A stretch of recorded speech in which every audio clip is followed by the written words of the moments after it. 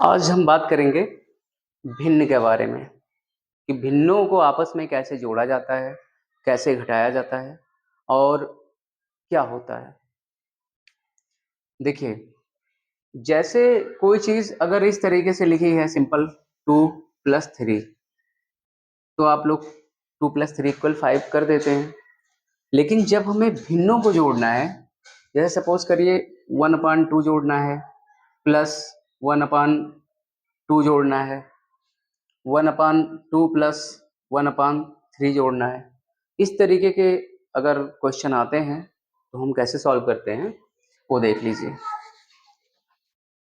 जैसे मान लीजिए पहले तो आप ये समझिए कि अगर कोई भिन्न इस तरीके से लिखी है x/y तो इसको कहा कहते हैं अंश और ये हमारा क्या होता है हर। अगर कोई चीज अंश बटे हर के रूप में लिखी हुई है तो उसको हम भिन्न कहते हैं।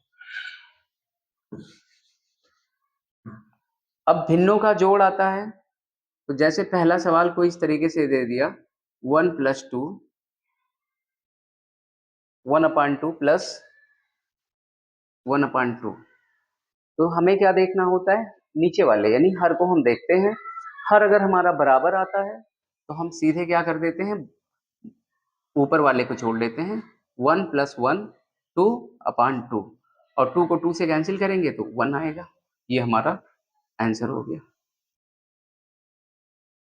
दूसरी बात, अगर सवाल मान लीजिए कोई ऐसे दे देता है 1/2 प्लस 1/3, अब इसको अगर हमें जोड़ना है तो हम क्या करेंगे 2 और 3 का क्या लेंगे एलसीएम लेंगे।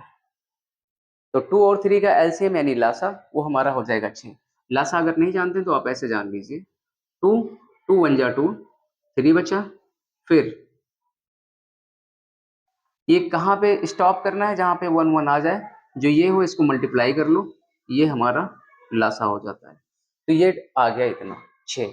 अब हमें ये देखना रहता है कि दोनों का एलसीएम यानी लघुत्तम 6 आया। अब ये जो हर था ये 6 हो गया यानी अपने से 3 गुना ज्यादा हो गया, तो 3 से इसको भी गुणा करना पड़ेगा यानी 1 × 3 प्लस ये भी 1 था लेकिन 3 था पहले 6 हो गया, 3 दूनी 6 तो क्या हो जाएगा एक को 2 से मल्टीप्लाई करना पड़ेगा। क्यों? क्योंकि ये 2 टाइम्स हो गया। अब देखिए 3 को 1 से गुणा करेंगे 3 प्लस 2 2 को 1 से गुणा करेंगे 2 ही आएगा बटे 6 बराबर कितना हो गया 5/6। ये हमारा आंसर हो गया। तो इस तरीके से हम भिन्नों को सॉल्व करेंगे। कोई सवाल एक भिन्न और आता है जैसे कि ये हो गया साधारण साधारण भिन्न साधारण भिन्न। ये इसमें क्या होता है कि जो अंश होता है वो जनरली हर से क्या होता है छोटा होता है 1/2 1/3 1/4 2/3 etc etc। लेकिन अगर हम कुछ भिन्न ऐसे होते हैं कि जैसे ऐसे लिखे होते हैं, इसको कहते हैं मिश्र भिन्न।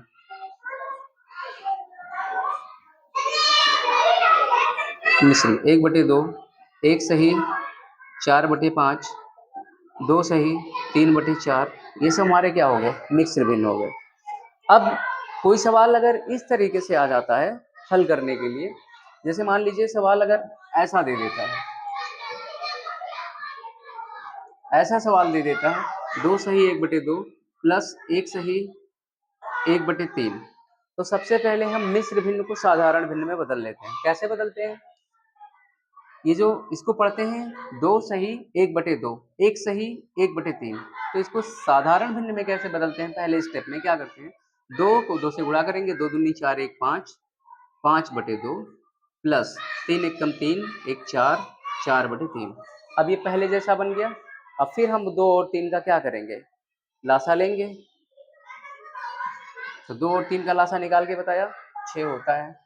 अब ये 2 था 6 हो गया 3 गुना हो गया, तो अंश इसका हर 3 गुना बढ़ गया, तो इसका जो हर है वो 3 गुना बढ़ गया, तो इसका अंश भी क्या होगा 3 गुना बढ़ेगा यानी 5/3 प्लस दूसरा है 4/3 तो 4/3 है, तो 3 का हर कितना था, 3 था, इसका हर कितना हो गया, 6 हो गया।